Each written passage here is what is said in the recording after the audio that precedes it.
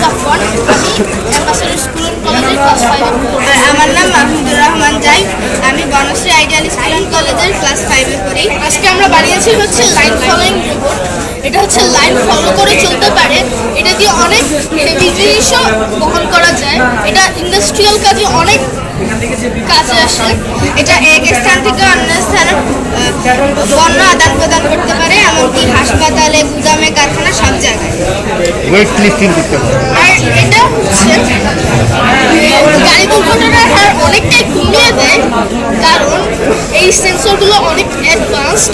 এই সেন্সরগুলো গাড়িতে লাগানো থাকতে হচ্ছে কিছু কিছু ড্রাইভার আছে গাড়ি চালাতে চালাতে রাতের বেলা ঘুমিয়ে যায়, এই সেন্সর সেটা ডিটেক্ট করে গাড়িটাকে সাইডে পার্কিং করে ফলে আর দুর্ঘটনা হয় দুর্ঘটনা হয় না। এবং কিছু কিছু গাড়ি আছে অটোপাইলট মোডে চলে, তখন কিছু কিছু গাড়িতে অটোপাইলট মোডে থাকা অবস্থায় সেটা রাস্তার যে লেন আছে সেটা মেনে চলে না।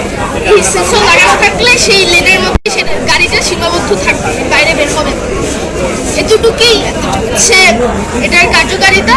সামনে আরেকটা আপডেট করার চিন্তা আছে। আল্লাহ হাফেজ।